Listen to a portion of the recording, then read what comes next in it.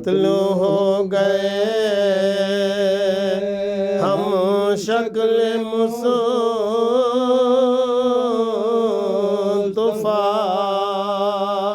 کانوں میں آئی سید مظلوم کے صدا بابا سلام لیجئے اب آخری میرا دریا وہ دیکھ کے شہ والا نے یہ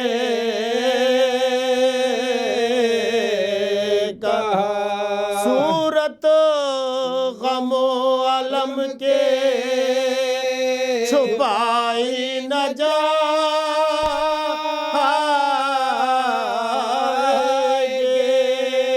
عباس ہم سے لا اٹھائی نہ جائے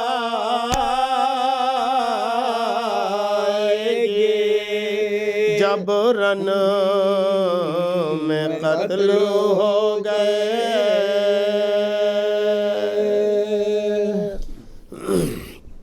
سلام کے چند اشعار سماعت فرمائیں گے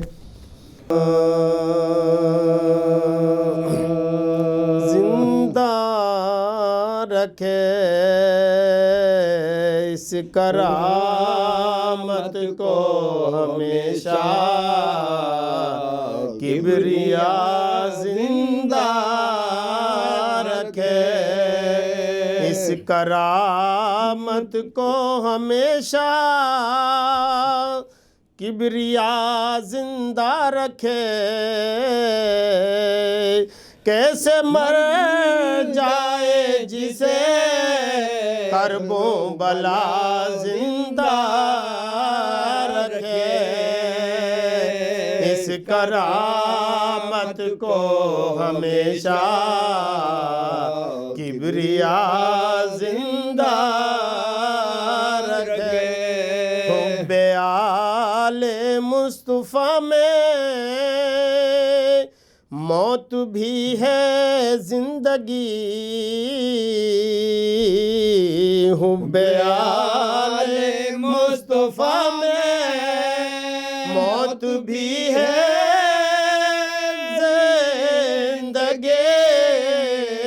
زندگی ایسی کہ جس کو مصطفیٰ زندہ رکھے اس کرامت کو ہمیشہ کبریا زندہ رکھے رکھ کے خاک کربلا سینے پہ بولے اقربا رکھ کے خاک کربلا سینے پہ بولے اقربا جانے والے جا تجھے خاک شفا زندہ رکھے اس کرامت کو ہمیشہ کبریا زندہ رکھے قبر میں پہنچے تو یہ آواز آئی دم بدم قبر میں پہنچے تو یہ آواز آئے دم بدم تجھ کو حب اہل بیت مصطفیٰ زندہ رکھے اس کرامت کو ہمیشہ کبریا زندہ رکھے ہم فضائے غیر کا احسان لیتے ہی نہیں ہم فضائے غیر کا احسان لیتے نہیں، ہم کو ہے آقا کے پرچام کی ہوا زندہ رکھے، اس کرامت کو ہمیشہ کبریا زندہ رکھے، دین بچایا سید والا نے دے کے اپنا سر، دین بچایا سید والا نے دے کے اپنا سر، اور عزائے شیخ کو ہے دین کا خدا زندہ رکھے، اس کرامت کو ہمیشہ کبریا زندہ رکھے، لاش اکبر سے لپٹ کر کہہ رہا تھا بوڑھا باپ، لاش اکبر سے لپٹ کر کہہ رہا تھا بوڑھا باپ، بعد تیرے باپ بتلا خود کو کیا زندہ رکھے، اس کرامت کو ہمیشہ کبریا زندہ رکھے، دشمنی کا ہر طرف سیلاب امڈا ہے رئیس، دشمنی کا ہر طرف سیلاب امڈا ہے رئیس، ہم کو ہے تو صرف زہرا کی دعا زندہ رکھے، اس کرامت کو ہمیشہ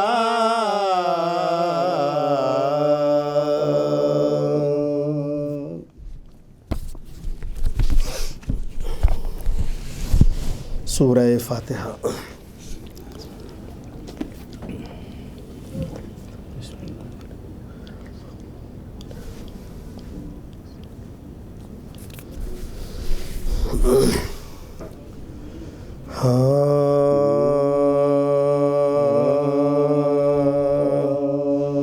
جب دولت سرور پہ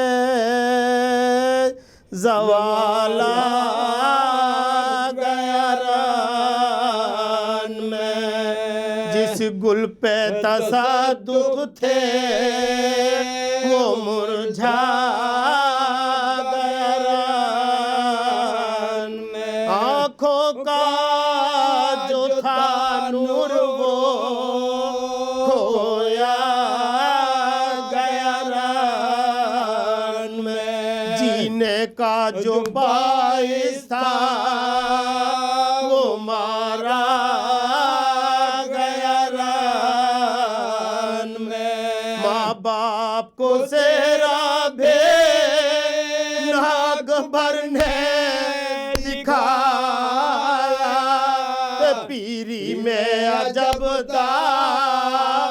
مقدر نے دکھایا، باپ کی قسمت کو الٹتے نہیں دیکھا، اس طرح مقدر کو پلٹتے نہیں دیکھا، یوں بڑھ کے کسی سرو کو گھٹتے نہیں دیکھا، اس عمر کا پودا کوئی کٹتے نہیں دیکھا نازوں کے دعاؤں کے مرادوں کے پلے تھے حسرت و دردا بھے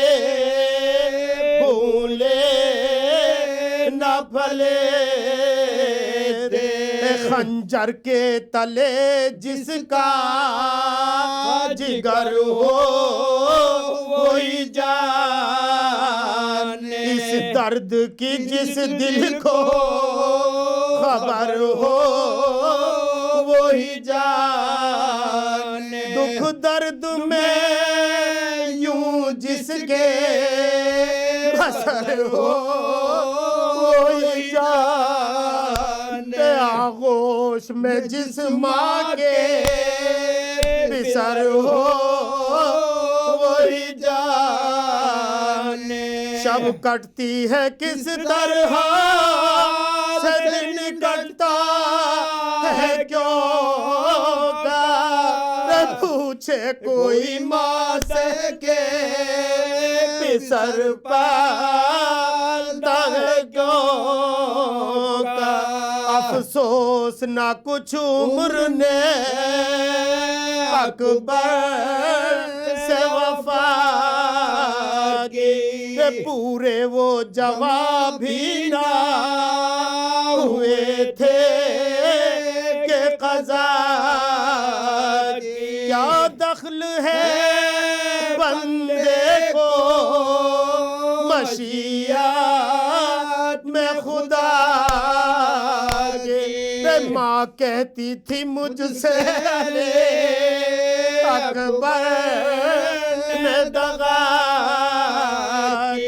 کچھ بس نہ چلا گئے یوں موت کے پاس میں پیدا ہوئے اور مر گئے 18 برس بھیگی جو مسیماں نے کیا سجدہ باری یعنی میرے گلشن میں چلی باد بہار سبزہ ہوا آغاز تو فرمایا کہ واری صد شکر کے سر سبز ہوئے کاشت ہماری شادی تھی کہ اب گھر میں دلہن لانے کے دن تھے اس کی نہ خبر تھی کہ خزانے کے دن ہوتا ہے برابر کا پسر قوت بازو آرام جگر راحت جان زینت پہلو ایسا پسر ماہل کا اور صدر خوش مر جائے تو کیا دل پہ رہے کے قابو گر پڑتے ہیں اٹھ اٹھ کے جو کمزور ہے شابے جیتے ہیں مگر غم سے لبے گور ہے شابے اٹھتی ہے کبھی دل میں کبھی ہو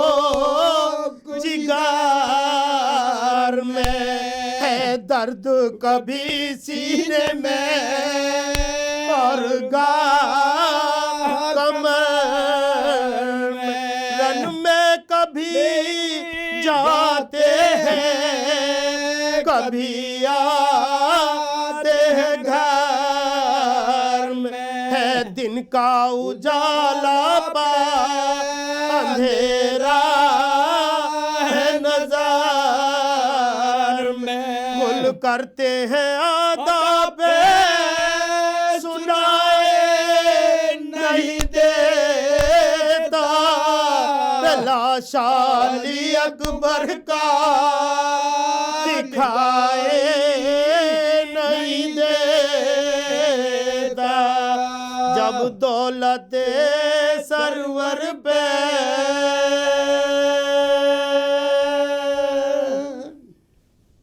اللہم صلی علی محمد و آل محمد. فاتحہ.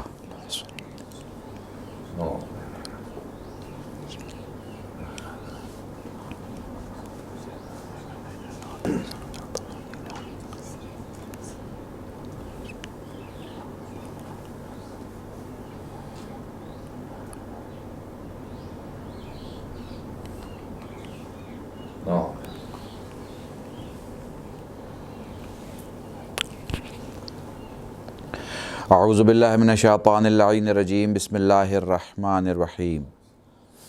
یا من ذکرہ شرف للذاکرین الحمدللہ رب العالمین والصلاة والسلام علی اشرف الانبیاء والمرسلین سید العرب والعجم جسمہ مقدس معطر مقدم نور الہدا مصباح الظلم شفیع الامم صاحب الجود والکرم مولانا ابی القاسم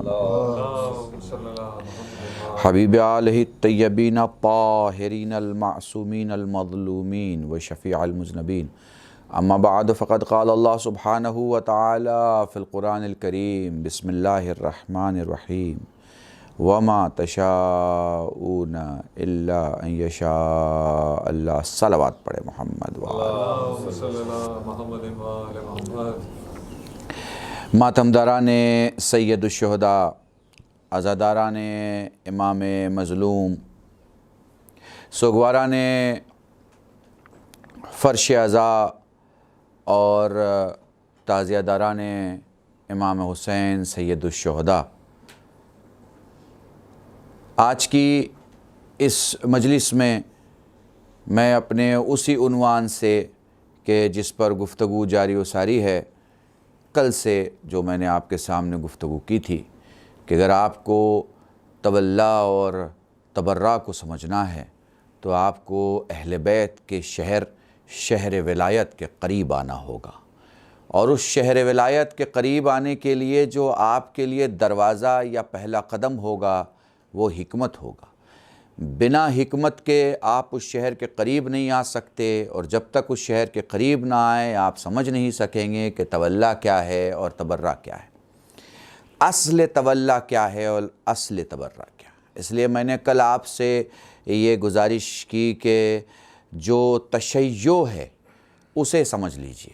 تشیع اگر آپ کی سمجھ میں آ جائے گی تو پھر آپ کو تولا بھی سمجھ میں آ جائے گا، آپ کو تبرہ بھی سمجھ میں آ جائے گا. کل گفتگو میں نے بتایا کہ 4 اساس، 4 بنیادیں ہیں تشیع کی.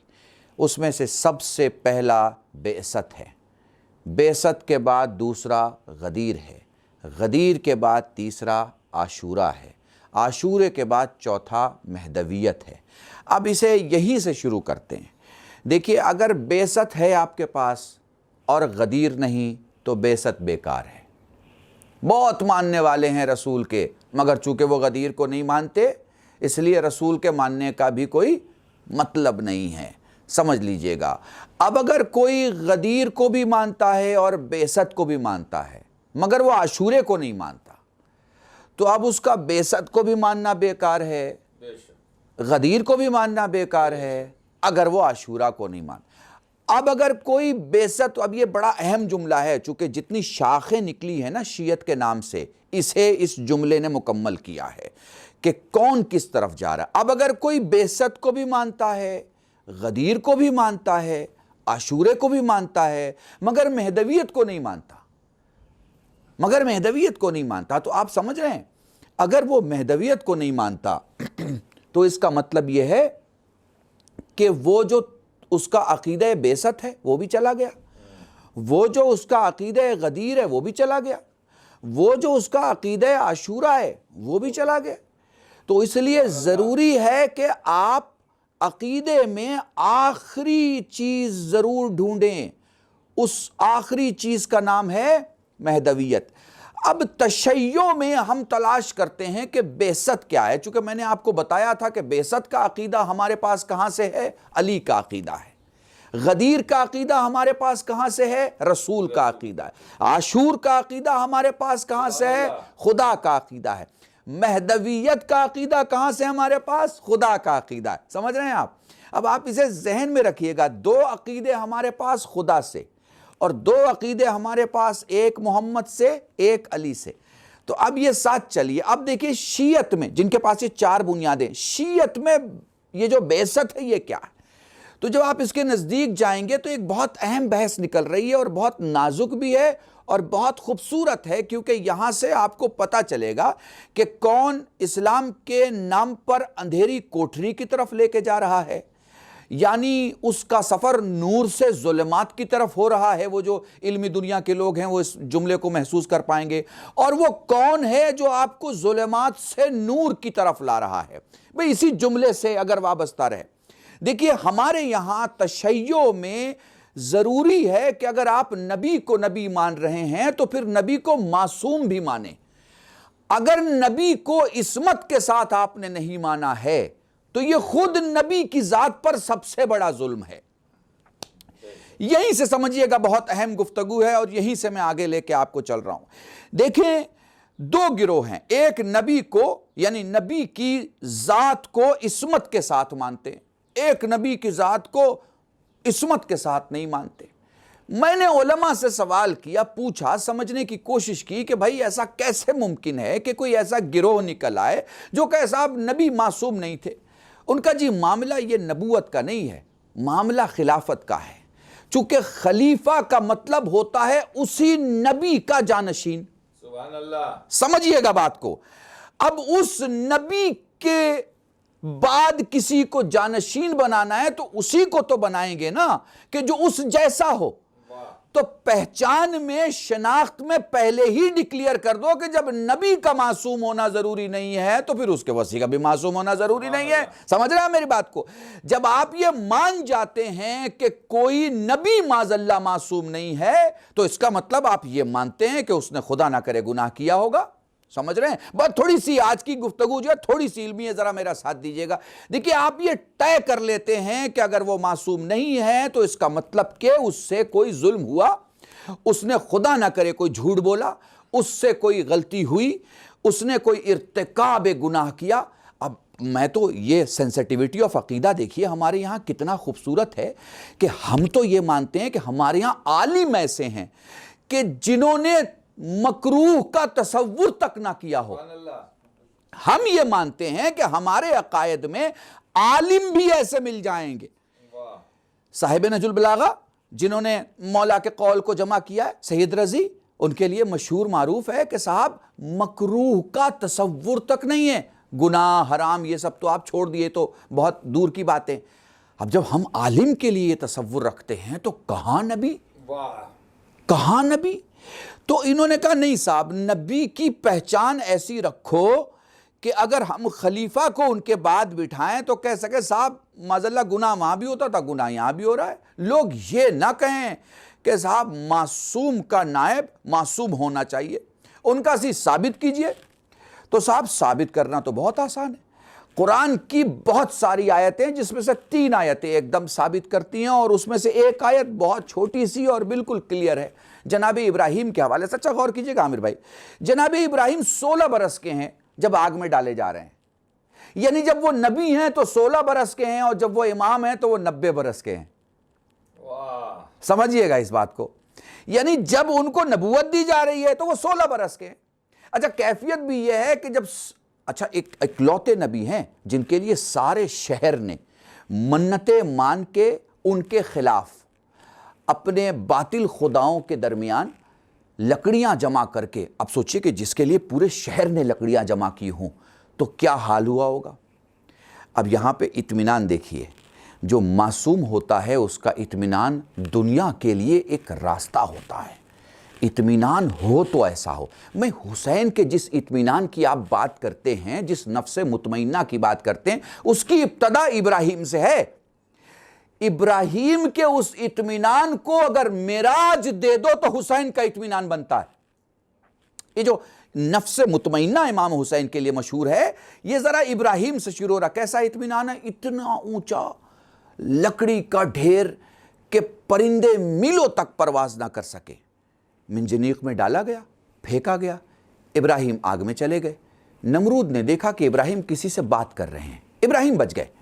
اب نمرود نے دربار میں بلایا اور دربار میں بلا کے کہا کہ ابراہیم تم تو بہت امپورٹنٹ آدمی اور تمہاری تو بہت رسپیکٹ ہے، اور شہر نے بھی عزت کرنا ابراہیم کی شروع کر دی، چونکہ ابراہیم کو کچھ ہوا نہیں تھا. سوال کیا ہے نمرود نے، یہ بتاؤ ابراہیم کہ تم جب وہاں تھے تو میں نے دیکھا کہ تم کسی سے بات کر رہے ہو، کون تھا وہ جس سے تم بات کر رہے تھے؟ ابراہیم نے کہا جبرائیل تھے، میں جبرائیل سے بات کر رہا تھا.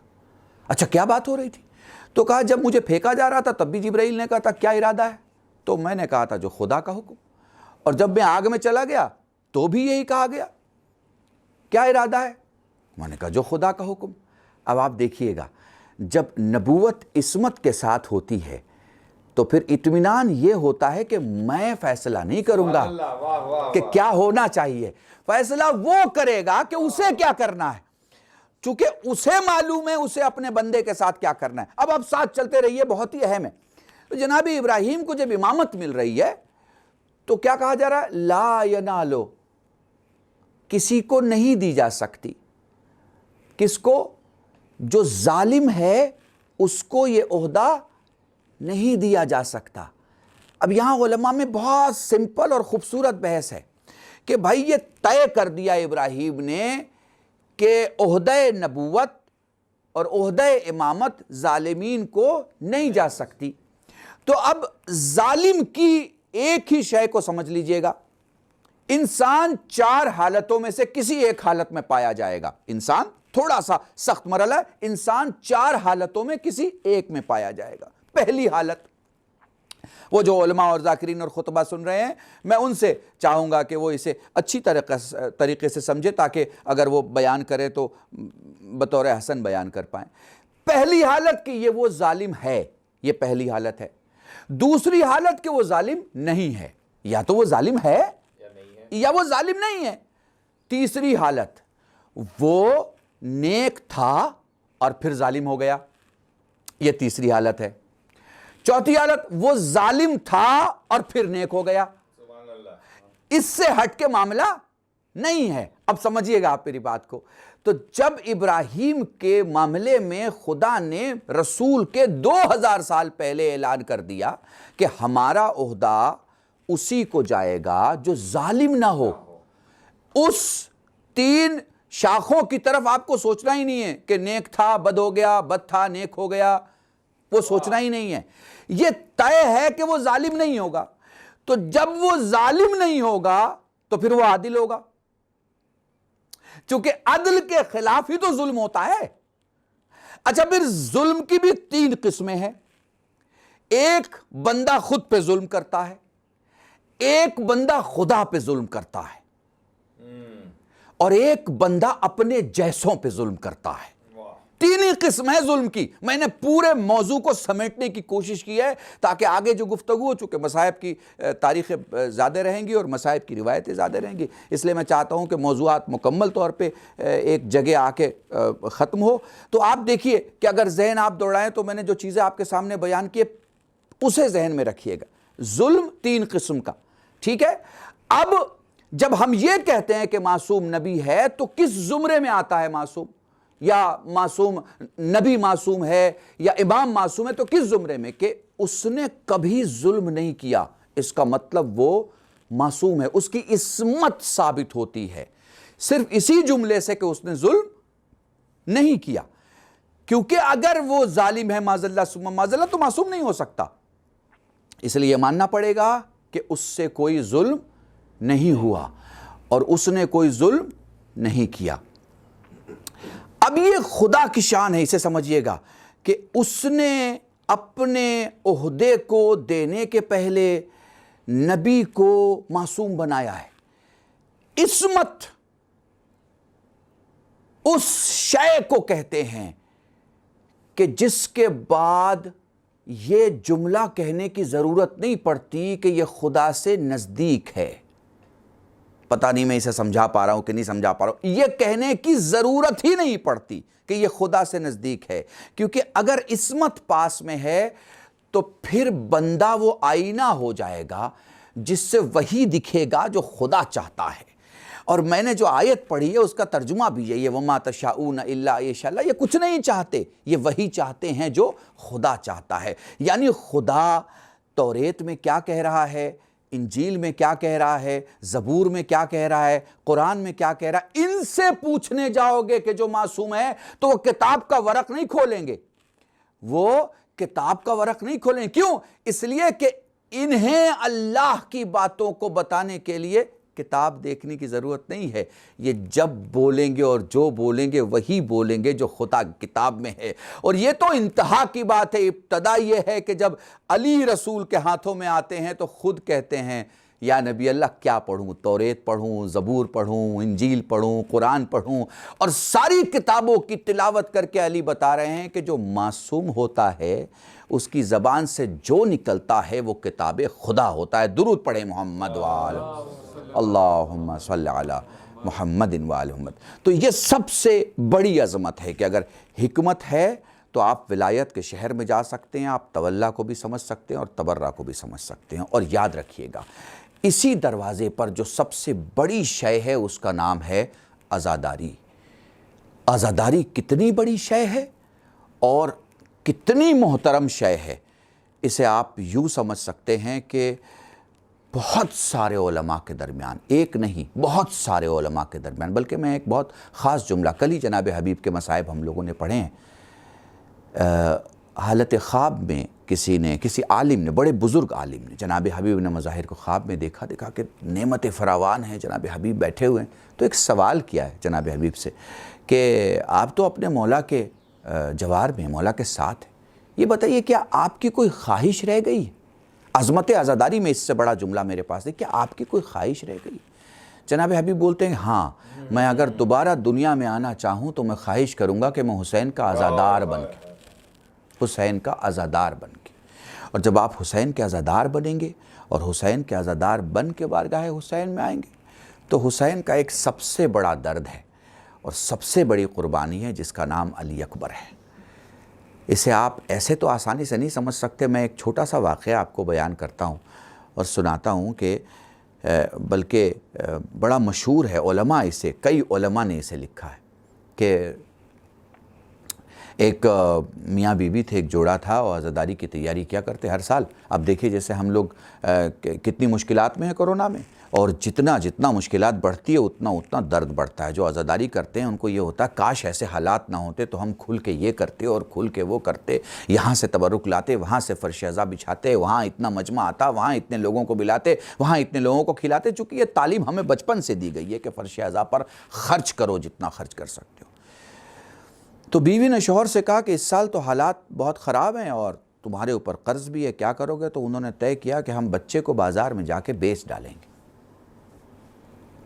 बच्चे को लेके बाज़ार आया और बच्चे को किसी को बेच के और पैसे लेके आज़ादारी के इंतज़ाम के लिए चला गया। बीवी से आके कहा कि हाँ कोई मसला नहीं है, अब इस साल की आज़ादारी बहुत अच्छी होगी। थोड़ी देर के बाद जो है वो बच्चे ने दक्कुल बाब किया, दरवाज़ा खोला तो बाप ने गुस्से में कहा कि क्या तुम भाग आए? उसने कहा नहीं बाबा, मैं भागा नहीं, मैं आपके जाने के बाद सोच के रो रहा था, आपको याद करके कि अब तो जाना है मुझे इनके साथ, मगर चूँकि आपको याद करके रो रहा था तो मुझे ले जाने वाले ने कहा तो ग़ुलाम तो नहीं लगता उसका, तो यकीनन उसका बेटा होगा। मैंने कहा जी वो मेरे बाबा थे। फिर जाने वाले ने खुद ही गिरिया करना शुरू किया और गिरिया करके कहा कि मुझे पता है कि एक बाप के दिल में बेटे की कैसे मोहब्बत होती है, ये बता तुझे क्यों बेचा है तेरे बाप ने? कहा मेरे मौला है इमाम हुसैन, उनकी नज़र और उनकी मजलिस के लिए मेरे बाप ने मुझे बेचा। कहा अच्छा जा अपने बाप से कहना कि जिन मजलिसों का वो इंतज़ाम कर रहा है वो कबूल है और वो फ़िक्र ना करे। कहना कि जिन्होंने मुझे ख़रीदा था उन्होंने ही मुझे भेजा है, और जब मेरे बाप मुझसे पूछेंगे कि तू काम छोड़ के आ गया, अपने मालिक को छोड़ के आ गया, तो कहना कि नहीं, उन्हें बता देना मैं वही हूँ جس کی وہ نظر کیا کرتا ہے، میں وہی ہوں جس کی وہ مجلس کیا کرتا ہے۔ اب آپ انداز لگائیں، جو حسین کسی دوسرے کے بیٹے کی عزت کو، کسی دوسرے کے بیٹے کی محبت کو اس کے باپ کے ساتھ، کسی دوسرے کے بیٹے کے جذبے کو، اس باپ بیٹے کے جذبے کو اتنی اہمیت دیتا ہے، اس کا جب خود کا علی اکبر اس سے کہتا ہوگا بابا مجھے مرنے کی اجازت دے دے، جزاکم اللہ۔ تابوت آپ کے سامنے ہے، تبرکات بھی آپ کے سامنے ہے، بہت سے ایسے تبرکات ہیں جو مجھے لگتا ہے کہ شاید ہی ہندوستان میں کہیں ہوں گے۔ میری بائیں طرف آپ جو ٹکڑا دیکھ رہے ہیں جس میں السلام علیک یا امیر المومنین لکھا ہوا ہے، یہ وہ ٹکڑا ہے جو روضہ امام علی کے دروازے سے میری دائنی طرف جو آپ پرچم دیکھ رہے ہیں میرے مولا عباس کے روضے سے اتارا ہوا وہ پرچم ہے، اترا ہوا وہ پرچم ہے جو بہت ہی کم لوگوں کے یہاں ہوتا ہے۔ بارگاہ مولا ہے، علی اکبر کی رات ہے اور علی اکبر کا دن ہے۔ میں تو صرف اتنا کہنا چاہوں گا، رسول کے روضے پر، میں یہیں سے شروع کرتا ہوں، رسول کے روضے پر ایک دن حسین رو رہے تھے، نانا دل نہیں لگتا، نانا تیری بڑی یاد آتی ہے، نانا دن نہیں گزرتا۔ سو گئے، خواب میں دیکھا رسول خدا فرماتے حسین ان قریب خدا تمہیں ایک بیٹا دے گا جس کا چہرہ میرے چہرے جیسا ہوگا۔ حسین کے گھر میں علی اکبر پیدا ہوئے۔ انبیاء میں شور ہوا کہ جس نے بچپن نہیں دیکھا رسول کا، چلو رسول کے بچپن کی دوبارہ زیارت کرنے کا موقع ملے گا۔ علی اکبر گھر میں ہے، حسین گھر میں ہے، مجمع لگا ہوا ہے، لوگ آ رہے ہیں جا رہے ہیں، انبیاء، اوصیاء، اتقیاء، اولیاء، سب کی بھیڑ لگی ہوئی ہے۔ رسول کا بچپن اس وقت گود میں ہے حسین کے۔ شام ہو گئی۔ عرب کا طریقہ ہوتا ہے جب بہن آتی ہے بھائی کے گھر تو اسے کچھ تحفہ دیا جاتا ہے۔ حسین کے پاس کوئی تحفہ نہیں بچا۔ ادھر حسین نے جیسے ہی جناب زینب آئیں اور علی اکبر کو دیکھا، خود علی اکبر کو اٹھایا اور زینب کے حوالے کر دیا۔ علی اکبر کو اٹھایا اور زینب کے حوالے کر دیا۔ جزاکم اللہ، خدا تمہیں کوئی غم نہ دے سوائے غم سید الشہداء کے۔ بچپن زینب کے سامنے میں نے روایتیں پڑھی ہے، میں بڑے آرام سے چاہتا ہوں کہ وہ ساری روایتیں آپ کو سناؤں جو جناب علی اکبر سے منسوب ہیں، جناب علی اکبر کے حوالے سے منسوب ہے۔ علی اکبر کس طرح اور کیسے شبیہ رسول تھے، عرب میں اکبر کو کس طرح سے جانا جاتا تھا؟ سب سے پہلی چیز سخاوت، چونکہ بنی ہاشم اپنی سخاوت کے لیے مشہور تھے، تو عبداللہ کی سخاوت اتنی مشہور تھی کہ فقیر مدینے کے عبداللہ کے نام پر روٹیاں لے لیا کرتے تھے کہ جب عبداللہ آئیں گے پیسے دے دیں گے۔ مگر جب عبداللہ کی بھی سخاوت آخری انتہا پہ جا کے ختم ہوتی تو اکبر کی سخاوت کا تذکرہ ہوتا۔ جب نیا کوئی مسافر شہر میں آتا اور اس سے پوچھتا کسی سے کہ اب اس وقت شہر میں کھانا کہاں میسر ہے، تو کہا جاتا وہ جو آخری گھر تمہیں دکھ رہا ہے، وہ جو چھت پہ آگ تمہیں دکھائی دے رہی ہے، یہ حسین کا گھر ہے۔ علی اکبر بیٹھے ہوتے ہیں، اس وقت تک نہیں سوتے جب تک شہر کا آخری انسان کھانا نہ کھا لے۔ جب تک شہر کا آخری انسان کھانا نہ کھا لے۔ یہ علی اکبر کی سخاوت ہے۔ اب آپ علی اکبر کا روب دیکھیں، روب علی اکبر کا۔ معاویہ نے اپنے دربار میں سوال کیا، یہ بتاؤ کہ حکومت اسلامیہ کا حکمران کون ہونا چاہیے؟ اس وقت خلیفہ وقت کا حقدار اصل میں کون ہے؟ سب نے الگ الگ نام لیا۔ معاویہ کہتا ہے نہیں، اس وقت خلافت اسلامیہ کا سب سے بڑا حقدار حسین کا بیٹا علی اکبر ہے، اس لیے کہ صورت، سیرت، چہرہ، سب کچھ رسول جیسا۔ یہ روب تھا علی اکبر کا۔ اور پھر علی اکبر کو وہاں دیکھیے جہاں بہن سے وعدہ کر رہے ہیں کہ اگر موت نے مہلت دی تو ضرور آؤں گا۔ پھر علی اکبر کو وہاں دیکھیے کہ خواب دیکھ کے بابا سے کہتے ہیں بابا میں نے خواب دیکھا ہے تیرا دائنا ہاتھ کٹ گیا، میں نے خواب دیکھا ہے تیرا بایاں ہاتھ کٹ گیا۔ ہلکے سے کلائی پکڑی بیٹے کی، کہا میرے لال دھیرے بول، تیری ماں سن رہی ہے، تمہارا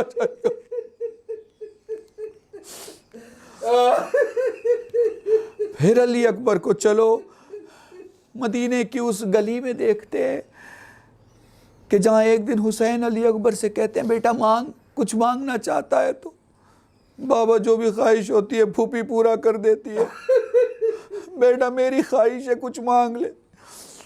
بابا انگور کی خواہش ہے، مدینے میں انگور کا موسم نہ تھا، حسین نے اپنے ہاتھوں کا چلو علی اکبر کے چہرے پہ رکھا، بائیں ہاتھ اٹھایا، آسمان سے انگور منگوایا، جنت سے انگور منگا کے علی اکبر کے سامنے رکھا۔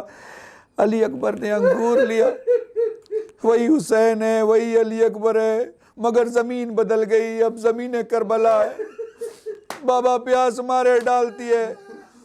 جزاکم اللہ، خدا تمہیں کوئی غم نہ دے سوائے غم سید الشہداء کے۔ کس قدر شبیہ رسول تھے، انداز لگاؤ، میں نے کتابوں میں پڑھا ہے یہودی عیسائی مسلمان ہوتا ہے، حسین کی خدمت میں آتا ہے، رات کو میں نے خواب دیکھا ہے رسول آئے ہیں۔ اچھا تم نے خواب دیکھا ہے، کیا کہا رسول خدا نے؟ مجھ سے کلمہ پڑھوایا ہے، میں مسلمان ہوا ہوں، اب آپ کی بارگاہ میں آیا ہوں۔ فرمانے لگے اگر تو رسول کو دیکھے گا تو پہچان لے گا۔ وہ کہتا کیسے نہیں پہچانوں گا، رات ہی کو خواب دیکھا ہے۔ غلام سے فرماتے ہیں جا میرے علی اکبر کو بلا لا۔ علی اکبر بلائے گئے، دیکھتے ہی کہتا ہاں بالکل میں نے انہی کو خواب میں دیکھا، بس اتنا فرق ہے رات کو دیکھا تھا تو ضعیف تھا، دن میں دیکھتا ہوں تو جوان ہے۔ جزاکم اللہ، خدا تمہیں کوئی غم نہ دے سوائے غم سید الشہداء کے۔ لیلا سے جب کوئی سوال کرتا کہ آپ ہمارے گھر نہیں آتی تو جناب لیلا فرماتی تھی ہم کیوں تمہارے گھر آئیں، تم آؤ ہمارے گھر کہ شبیہ رسول میری گود میں پل رہا ہے، شبیہ رسول ہمارے گھر میں موجود ہے۔ مدینے میں جو نئی بہویں آتی تھی ان کی ساس کہا کرتی تھی شام ہونے والا ہے، ابھی تھوڑی دیر کے بعد اپنے چچا کے ساتھ علی اکبر نکلیں گے، جنہوں نے رسول کے چہرے کی زیارت نہیں کی میرے علی اکبر کو دیکھ لے، ہمارے رسول ایسے ہی تھے۔ علی اکبر جب بازار میں نکلتے لوگ دور سے علی اکبر کی زیارت کیا کرتے تھے، ہاں وہی علی اکبر۔ جب دیکھتے ہیں مولا علی اکبر کے بابا اجازت نہیں دیں گے، اپنے آپ کو مستقیم حسین کے قدموں پہ گرا دیا، جیسے ہی چہرہ قدموں کو چھوا حسین نے پاؤں پیچھے کھینچے، میرے لال تو اپنا چہرہ میرے قدموں پہ نہ رکھ، میرے لال تو شبیہ رسول ہے، تیرا چہرہ رسول جیسا ہے۔ حسین نے آسمان دیکھ کے کہا میرے اللہ میں اب اسے بھیج رہا ہوں، جب چاہتا تھا کہ تیرے نبی کے چہرے کی زیارت کروں میں علی اکبر کو دیکھتا تھا۔ جزاکم اللہ، خدا تمہیں کوئی غم نہ دے سوائے غم سید الشہداء کے۔ وہ لو علی اکبر بابا سے گفتگو کرتے کرتے فرماتے ہیں بابا مرنے کی اجازت دے دے۔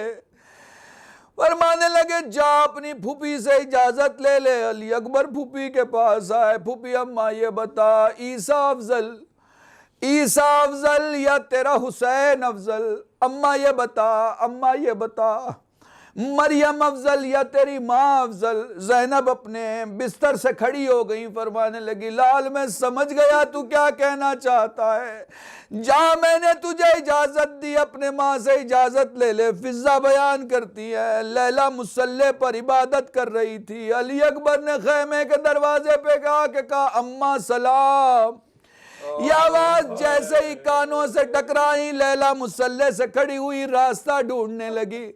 فضہ کہتی ہیں جب تک اکبر نے نہیں پکارا تھا لیلا کو دکھائی دے رہا تھا، مگر جیسے ہی فرمایا اماں سلام اپنے بیٹے کی آواز سنی، آنکھوں کا نور ختم ہوا، دروازہ ڈھونڈنے لگی۔ جزاکم اللہ، علی اکبر سامنے 18 برس کے بعد کسی بیٹے نے اپنی ماں کو ماں کہہ کے پکارا تھا، ہاتھوں کے چلو میں اکبر کا چہرہ لیا، ہاتھوں کے چلو میں اکبر کا چہرہ لیا، پیشانی کا بوسہ لیا، تیری ماں آج بہت خوش ہے میرے لال، تیری ماں آج بہت خوش ہے میرے لال، بتا تو کیا چاہتا ہے، تیری جو خواہش ہے تیری ماں پورا کرے گی، اماں مرنے کی اجازت دے دے۔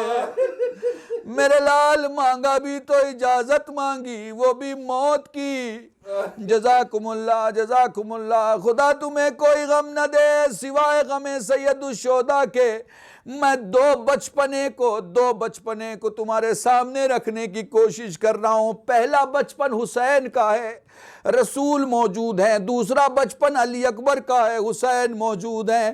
جب کبھی حسین رسول کے پاس جاتے، کبھی ہاتھوں کو رسول چومتے، کبھی ہونٹ کو چومتے، کبھی آنکھوں کو چومتے، کبھی پیشانی کو چومتے، کبھی گلے کو چومتے، کبھی کاندھے کو چومتے، کبھی سینے کو چومتے. جب کوئی کہتا مولا اتنا بوسہ کیوں؟ فرماتے انگلی کاٹی جائے گی، ہاتھ کی ہڈیوں کو زخمی کیا جائے گا.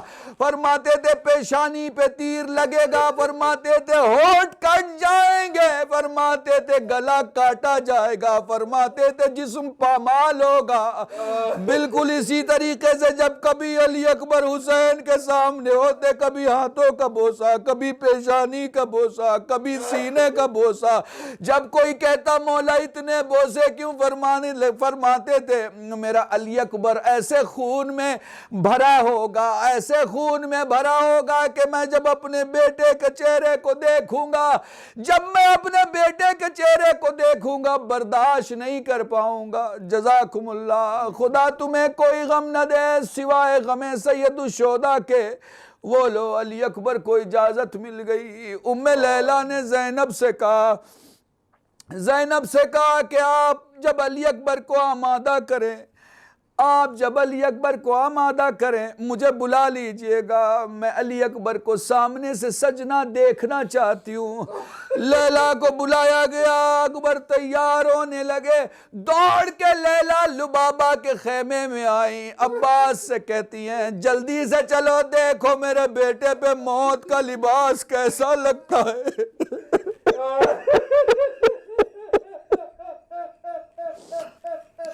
جزاکم اللہ خدا تمہیں کوئی غم نہ دے سوائے غم سید الشہداء کے.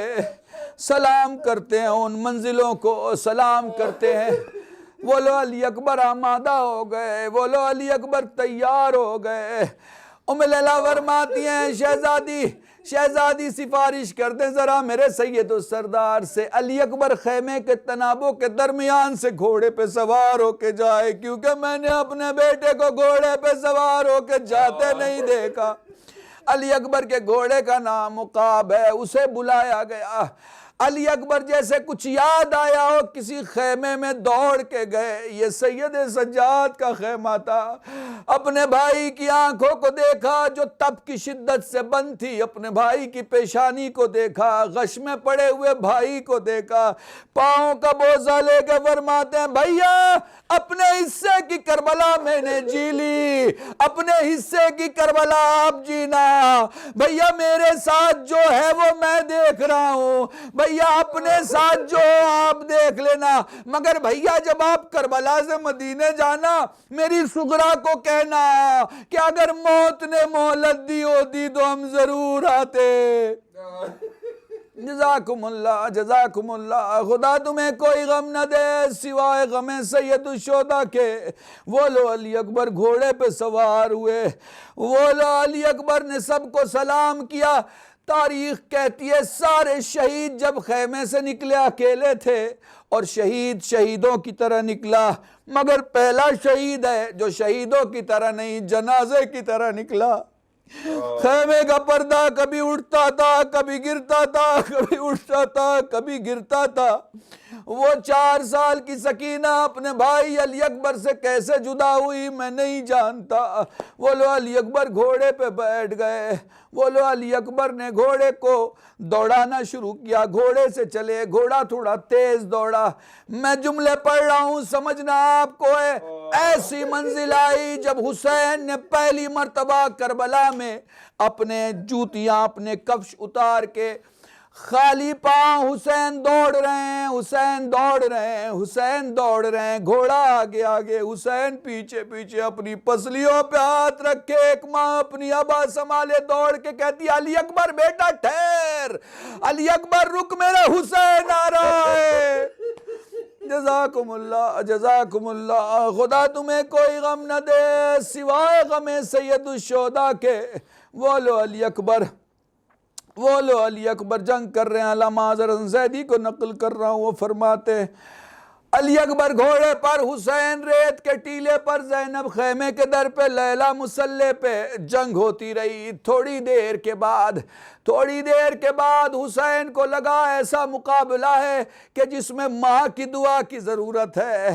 ادھر ماں کی دعا کی ضرورت کے لیے اشارہ ہوا, ادھر ماں سجدے میں, میرے اللہ میرے بچے کی خیر ہو.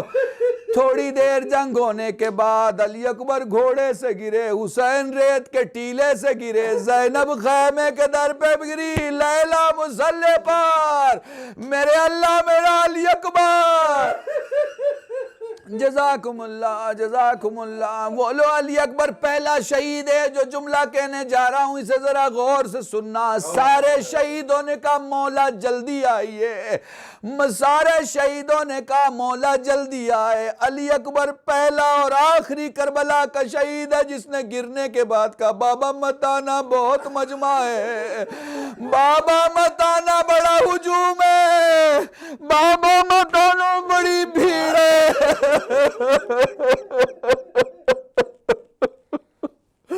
حسین خیمے سے چلے. حمید ابن مسلم لکھتا میں نے دیکھا حسین کبھی دائیں جاتے تھے کبھی بائیں جاتے تھے, زبان پہ تھا علی علی علی. میں نے نزدیک جا کے پوچھا حسین کس علی کو پکار رہے ہیں, بابا علی کو یا بیٹے علی کو؟ فرمانے لگے حمید مجھے میرا علی اکبر دکھائی نہیں دیتا, مجھے میرا علی اکبر سجائی نہیں دیتا. دھیرے دھیرے نہ جانے کیسے حسین علی اکبر کے پاس پہنچے. اپنے بابا کو دیکھا. عرب میں سلام دونوں ہاتھوں سے کیا جاتا ہے. پہلی بار علی اکبر نے 18 برس میں ایک ہاتھ تو اٹھایا, دوسرا نہیں اٹھا. اب میں کیسے کہوں کہ دادی سیدہ کی پسلی زخمی ہونے کے بعد جب سیدہ اٹھتی تھی, جب سیدہ عبادت میں ہوتی تھی, ایک ہی ہاتھ اٹھتا تھا, دوسرا نہیں اٹھتا تھا. بالکل ویسے ہی ایک ہاتھ سینے پہ زخم چھپانے کے لیے, دوسرا ہاتھ علی اکبر کا اٹھا. بابا سلام, باپ کو دیکھا جو خون سے چہرہ بھرا ہوا, زخموں سے چہرہ بھرا ہوا. فرمانے لگے بابا ذرا میرے نزدیک آ, حسین نزدیک آئے. بابا ذرا اور نزدیک آ, حسین اور نزدیک آئے. حسین کی زلفیں اکبر کے کانوں سے ٹکرانے لگی. دھیرے دھیرے حسین کا چہرہ صاف کیا, داڑھی کو صاف کیا. بابا تجھے دیکھ کے لگتا ہے جیسے تو مجھ تک آتے آتے کئی جگہ ٹھوکریں کھا کے گرا ہے. اے میرے علی اکبر یہ نہ پوچھ, کئی جگہ گرا, کئی جگہ اٹھا. اے میرے لال مجھے نہیں پتا میں تجھ تک کیسے آیا. حسین علی اکبر کے پاس بیٹھ گئے. میرے لال یہ کیسا زخم ہے؟ بابا برچھی کا پھل ہے. بیٹا کس نے مارا؟ بابا دیکھا نہیں, بس یہ کہہ کے گیا ہے, سنا ہے. حسین بڑا صابر ہے. دیکھتے ہیں جوان بیٹے کے سینے میں برچھی کا پھل کیسے برداشت کرتا ہے. حسین نے دھیرے دھیرے آستین سمیٹنا شروع کیا.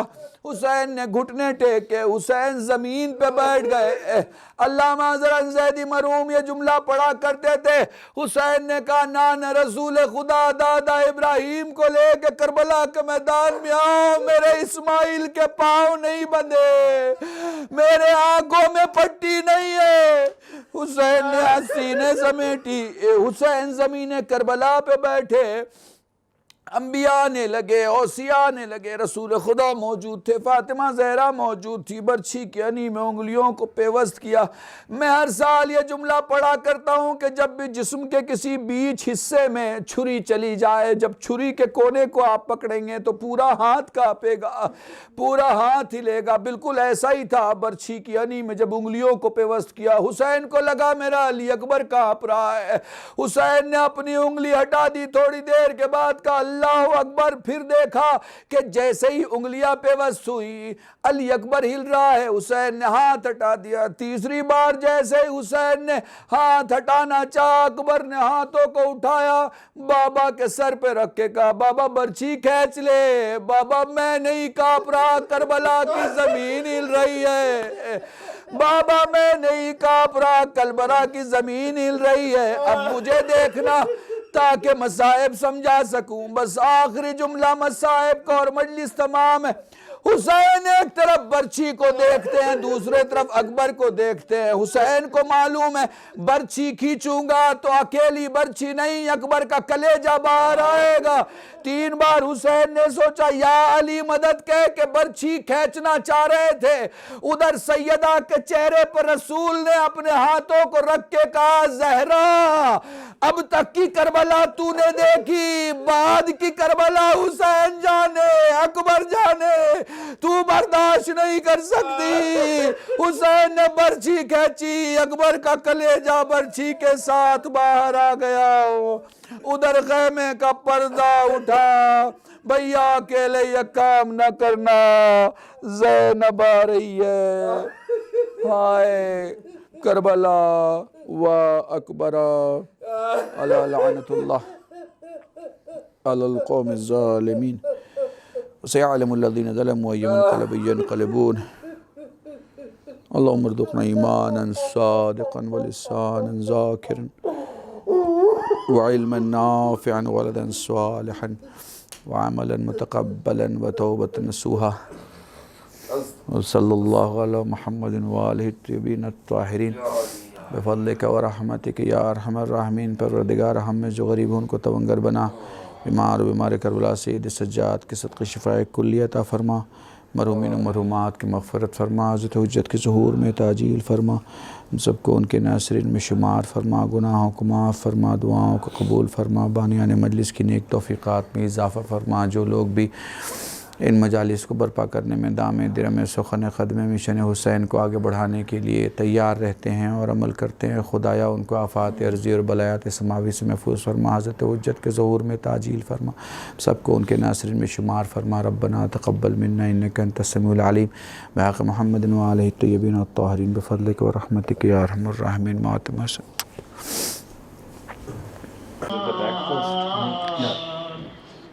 تقدم ولدی زد پہ ہے سب میرے انصار, تقدم ولدی